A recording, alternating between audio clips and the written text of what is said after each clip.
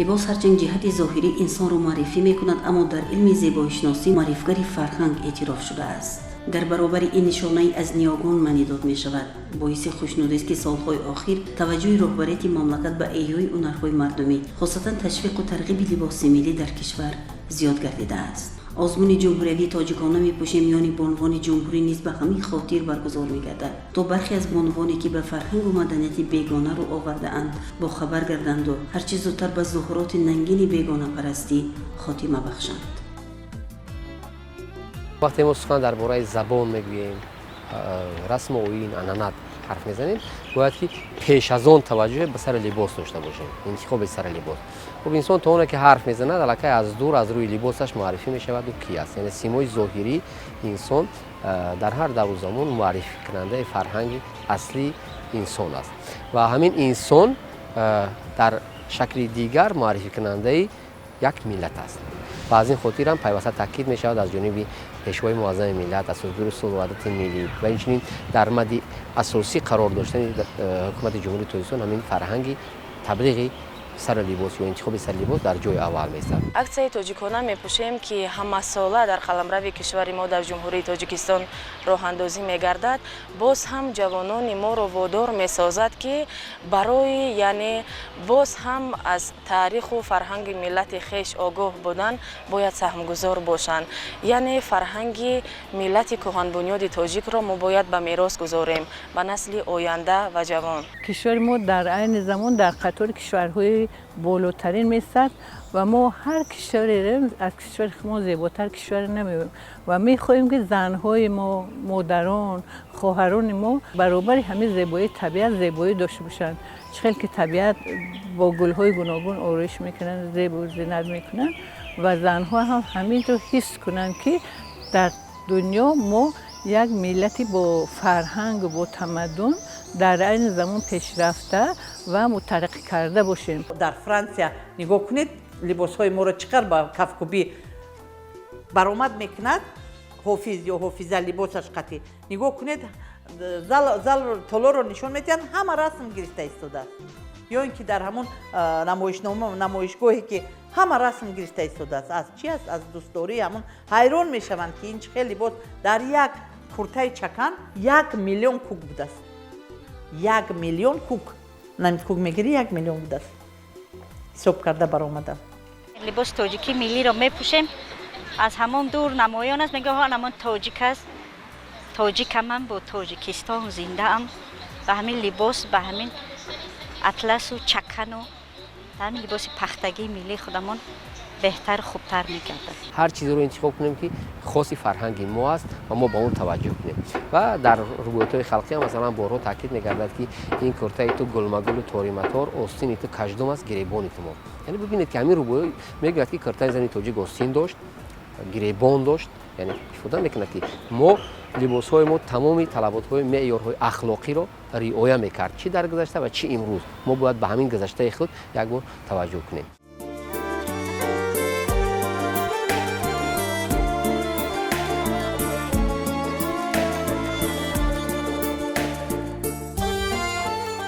باید گفت که اگر خلق و دولت موافق به شرایط اقتصادی و فرهنگی برای همان جامعه و ملت خود خاص لباس مخصوص را انتخاب نموده آن را به رسمیت درآورده است. در جمهوری تاجیکستان نیز با مرور زمان تنظیم و رعایت لباس‌های ملی به رسمیت درآورده شده‌اند، ولی به نظر می‌رسد که نه همه قشر جامعه طلبات مقررات مذکور را رعایت می‌نمایند. هرچند مسئله احترام گذاشتن به پیراهن ملی در مد اول همچون یک پدیده معمولی و مقرری پذیرفته شود، ولی مشاهده‌ها نشان می‌دهند که کوشش‌های دیگرگونی وارد نمودن به ساختار شکل گرفته آن آهسته آهسته خصوصیت نمایشکاری و تهدیدآور کسب می‌کند.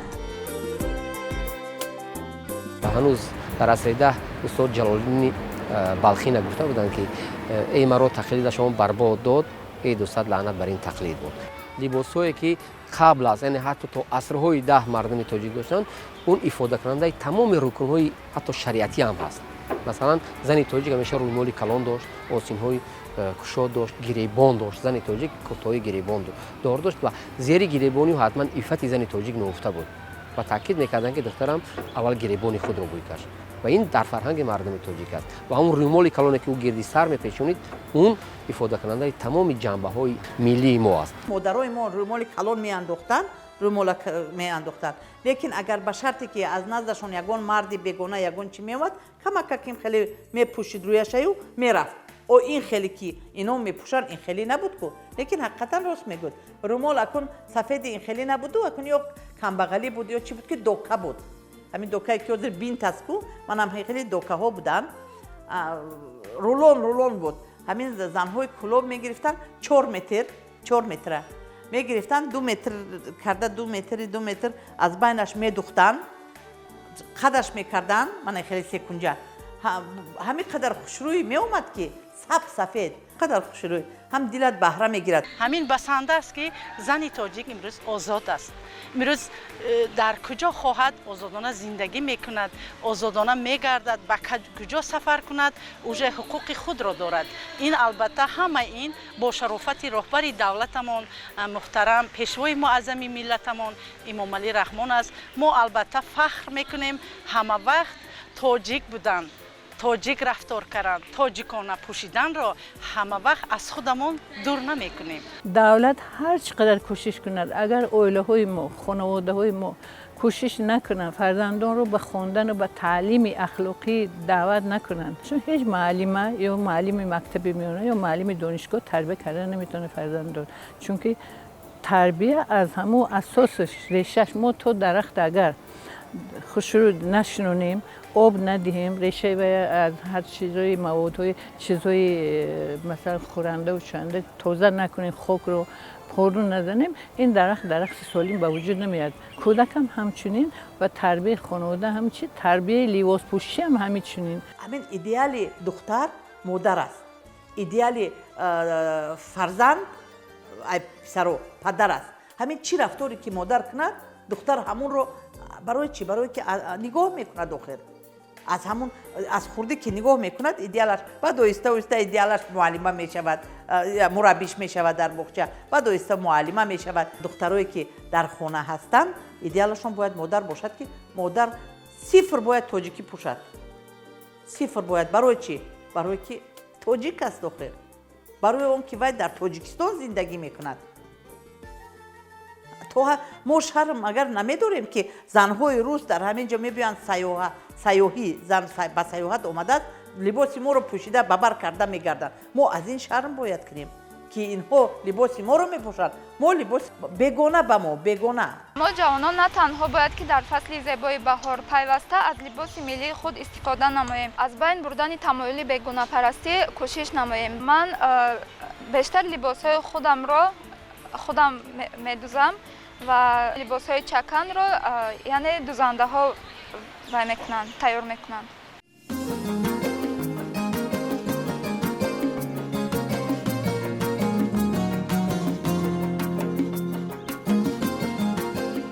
از سرچشمه‌های تاریخی عیان است که تاجیکان همچون ملت شهردار و ایجادکار در آفرینش میراث بزرگ تمدن بشریت سهمی باسزا گذاشتند. خلق تاجیک چون کاشف و اختراعکار ابریشم، متاحهای ابریشمی از جمله اطلس عالم شمول در اقصای عالم شهرتیار گشته است. هنوز از زمانهای قدیم متاحهای اطلس و ادرس قیمتی بلند داشتند و شاهان و ثروتمندان و حامیان و سرلشکران خود با نشان عزت و اکرام پیراهن‌های زربافی از همین متاح آماده شده را تقدیم می‌نمودند. یعنی لباس ملی تاجیکان از ازل ارزش بلند داشت و توجه عالمیان به آفرینش این زیبایی‌ها که رنگارنگی را در خود انعکاس می‌کند زیاد بود.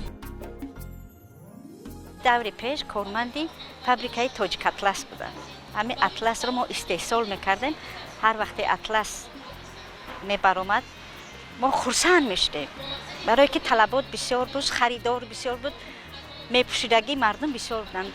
حاضر از اینجا نگاه میکنیم میپوشند و کم، از روی که این استحصال تاجیک اطلس با براه مونده شده است، با مردم هرچی با پوشیده ایستادند و شایان تحسین و تعریف است. دلخواست‌های وقتی وارد کشور ما میشود در سیمای یک زن تمام ملت رو میبینم. وقتی که دختر زیبا یا چکن دارد یا اطلس دارد یا لباس دیگری منطقوی مردم تاجیک رو دارد، در سیما میگن که این لباس مردم تاجیک است و برای افتخار غرور ملی داشتن حتما باید جزء از فرهنگ ملی در لباس مردم انعکاس کرد. یک حجت مهم دیگر که هست این هم مرامنامه ساکن پایتخت. چنانه که ما زنان و بانوانی که در پایتخت زندگی میکنیم و فعالیت میکنیم همیشه باید بر خودمان تلقین کنیم که امروز پایتخت جمهوری تاجیکستان شهر دوشنبه یعنی معرفگر دولت ما هست و همان زمانی که سیاحان از پایتخت عزیز ما از شهر دوشنبه دیدن میکنند سیمای آن همین پایتخت ما رو شهر دوشنبه رو از تمام نواحی و از تمام آن همین اینفراستراکتور و به واسطه معرفی لباس ما که همیشه یعنی در مد نظر سیاحان هست یک نقش مهم رو بازی میکنند. میبینن لباس های ما رو میخرن به نرخ قیمت هم باشه به نرخ گرم باشه به چیزی باشه هم میپوشند هم میخرن با دسته میگیرن میروند که ما میریم در همون مملکت های خودمون ما تاجیکا رو پیشنهاد میسازیم تاجیکا رو معرفی میسازیم لباس تاجیکانه شما با ما معقول است. وطن ما امروز آباد است زیبا است پر از گل و میدان ها است که دخترکان ما بعد اتمام درس هایشان در باغ و راه ها کرته های زیبای تاجیکانه در بر کرده سیر میکنند. این یکی از نشانه های وطن پروری وطن دوستی میباشد. برای من بهترین لباس زیباترین لباس کرته تاجیکانه وطن عزیز من میباشد. خیلی خوب است وقتی ما با کوچه ها قدم می‌افکنیم ببینید گلدختران زیبای ما در لباس های گل دوخته شده و زیبا و شینم چقدر زیباتر میتوانند و همین چیزها اساسا تاثیرگذار میشود به نسل نورس به طفلکان و آنها اساسا وارد میشوند که به فرهنگ ما چگونه لباس داشتیم این نقشا چی جایگاه دارد و حتما وارد میشود. این یک نوع وارد شدن به مسئله است. همین طریق به قول متخصصان پوشیدن لباس ملی نباید موسمی باشد و با بر کردن آن نه تنها در عرفه و دوره برگزاری عید و جشن‌ها و علاوه بر این با سپارش مقامات صورت بگیرد بلکه آن باید لباس روزمره هر زن تاجیک باشد. بس رمزی است که با پیشنهاد حکومت مملکت عکس تاجیکانه میپوشیم نیز همچون عنعنه میان بانوان مملکت در همه موسم‌ها جریان می‌یابد. عکس تاجیکانه میپوشیم یک نمود ترغیب و تشویق فرهنگ و سنت و تمدن گذشته‌مان است. این خیلی ضرور است که مردم عقلاً جوانای ما عقلاً در حالتی که از بین رفتن فرهنگ تمدن است این رو دانند و برای آینده برای نسل آینده خود این فرهنگ نگه دارند. اگر ما این کار را نکنیم اگر تاجیکانه میپوشیم که لباسای خودمون رو فرهنگ خودمون رو نکنیم اگر ما یک ملت بی‌جوهر هستیم. مثلا بسیار کشورهای دنیا الکه لباس سنتیش نداره. کشور ما فخر میکنیم که یعنی ما فرهنگ سنتی داریم لباسای سنتی داریم در قشلاق‌ها در همه جا اطلس ادرس و مثلا لباسای ابریشمی خیلی با محبت میپوشیم. در سرتاسر کشور پوشیدن لباس ملی با حکم عنعنه درآورده شده است که این باعث افتخار هر یک صاحب وطن است زیرا که لباس ملی معرفگر ملت نشان از فرهنگداری و یکی از رکن‌های اساسی تمدن هر قوم و ملت میباشد.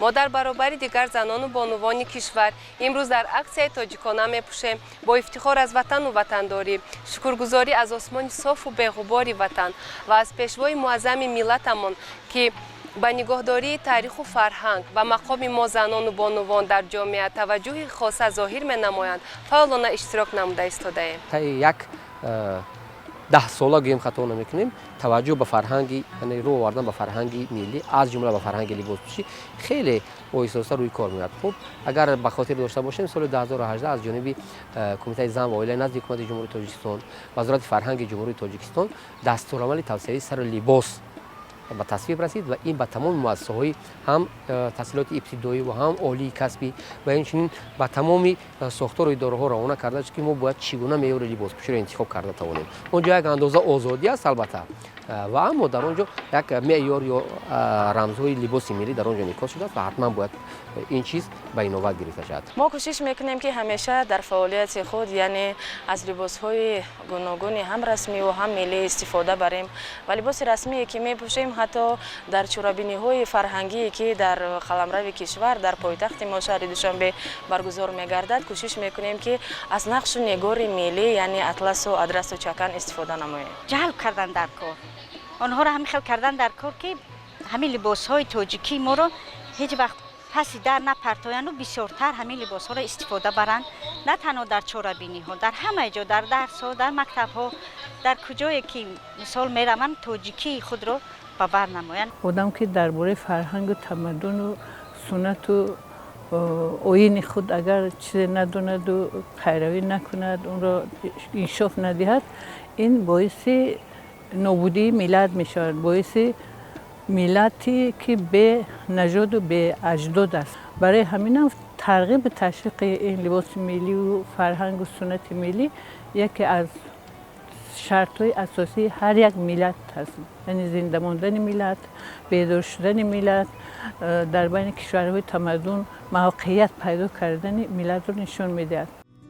متاسفانه چند سال آخر برخی از بانوان ما به تبلیغ مودی بیگانه دست زدند، چنانکه محققان معین نمودن لباس هم میتواند افاده‌گری شخصیت انسان باشد. در واقع این رفتار نامطلوب یک عده زنان و دختران کشور از یک طرف به ناآگاهی آنها از عنعنه‌های سنتی لباسپوشی گذشتگان دلالت کند، از طرف دیگر بی‌مسئولیتی کامل آنها را در دانستن ماهیت و تعیینات پیراهن‌های گوناگون نشان می‌دهد. در نهایت کار فارغ‌بالی نسبت به این پدیده میتواند در کاخ بی‌گزند فرهنگی ملی علل خصوص لباسپوشی تاجیکانه رخنه ناجا وارد نماید. با همه آنها توصیه می‌کنم که از لباس بیگانه پوشیدن لباس تاجیکانه وطن عزیز خود را در بر کنند، چون که بهترین لباس، مقبولترین، عزیزترین لباس تاجیکانه، لباس ملی است. زن تاجیکی ما اکثریتش علاقه همین عاشق همون تلفن شده، لیکن به هر حال کوشش کردن در کار که ما ترغیبی لباس های ملی رو کنیم، در خانه، در همسایه، در یک معرکه میرویم در خیش و تبار، همین خیلی که ترغیب رفتن گیرد، ترغیبات باز یک کسی دیگر اگر 10 کس مثال 10 کس نشسته باشد، یک 4-5 تاش طرفی تو می شود کو. کودک تا 6 سال و 7 سال نزد مادر به وجود میرسد. پدر از پای ریسک روزی است، گپزنی رو، خوراکخوری رو، طعامپزی رو، طعامخوری رو، تمام حرکت ها رو از مادر می‌آموزد. و اگر فرهنگی مادر فرهنگی تاجیکی باشد، کودک تاجیکانه کلان می‌شود. اگر فرهنگی او بیگانه باشد، پس او عائله از بین رفت. از همین خاطر تربیت بانوان زنان در جای اول است. امروز ایرادها زیاد میشوند، میگویند که برای چی توجه مخصوص به سر و لباس زنان میشود، به لباس مردان. مردان ما در کوهستان لباس ملی خود را حفظ کردند و تا امروز آمده است. دلخواه مرد دیخان در کوهستان جامه بر میکند، میانبند یا لاکی به میان میبندد، تاقی به سر میکند، بعدا به معرکه وارد میشود یا به کار صحرایی وارد میشود. و اما اینجا گپ درباره زنها میرود که معرفی کننده اساسی میگیم چی از کودکان آغاز شده تا کلان سالان معرفی کننده فرهنگ و باید توجه به بانوان داده شود. و نکته نازک دیگر در این سمت اون است که زنها به تقلید تیز داده میشوند. رهبر دولت ما اینقدر زحمت کشیده درباره فرهنگ و سنت ما به ما اجازه داد که ما کار کنیم، تحقیق کنیم، مثلا از این باید ما استفاده کنیم و احترام گذاریم به تمام قانون‌های دولت. هر مسئله که باشد ما قانون‌های دولت، قرارهای دولت احترام باید گذاریم و به همون موافق همون رعایت کنیم. چخلی که در ماده 17 گفته شده است حقوق زن و مرد برابرند، لیکن در اصل رهبر دولت ما همه وقت زنها را پشتیبانی میکنن. حقوق زن و مرد اگر چنده که برابر نه که ما همه وقت حقوق بلند را داریم. کارشناسان بر آن نظرند که برای پیشگیری کردن از روند گسترش پهنشوی لباس‌های بیگانه باید یک هماهنگی میان نهادهای لازمی از قبیل طراحان، فرهنگشناسان، مردمشناسان و کارخانه‌های استحصالی به وجود بیاید. بدون اقدام نهایت و رندشانه و گسترده عملی و به نظر گرفتن جنبه‌های ملی، فرهنگی، ایدئولوژی و اقتصادی، تنها با راه ترغیب سرسری و به اصطلاح فهماندهی موفق گردیدن در این سمت غیر امکان است. آمیختن و گرویدن به لباس‌های بیگانه و فرهنگ بیگانه امروز در رگ و خونی مردم تاجیک متاسفانه تا اندازه جای شده است و باید که برنامه تبلیغاتی زیادتر شود. باید که از جانب کارشناسان، مسئولین ساحه‌ها، مقامات اجرایی حاکمیت دولتی شهر و ناحیه باید که یک تصمیم‌هایی شود که در تبلیغ فرهنگ ملی علل خصوص در لباس، انتخاب لباس ملی باید که ما سهمگذار باشیم. و ببینید عدت خارجی وارد می‌گردد به یک دهه دوردست می‌رود، در سیمای لباس انتخاب نموده یک زن دهه ملت را بهاگذاری می‌کند. انسان باید اینا را داند. اگر نداند اون وقت در حالت گرفتاری گمراهی دچار میشود. دقت اساسی را به خواندن کتاب، به دست آوردن دانش تا که انسان اخلاقی که بدی خود را دیگر کند و در اینجا تمدن و فرهنگش که بالا رفت، طرز لباس پوشی و طرز خوردن و طرز گرفتن و طرز قدم ماندن در شهر و در قشلاق، یعنی معین میگه که انسان در کجا چه رفتار کند، چه لباس پوشد و وابسته به شرایط باید آدم از همین فرهنگ و سنت خودش حمایت کند. من چه خیلی که دیده ایستاده، من همین به همین لباس فقط همین خیلی میگردم. در خانه هم به دخترها و نبیرها به همین را توصیه میدهم که همین لباس پختگی تاجیکی خودمان، لباس میلی خودمان به خودمان بیشتر میزیبد.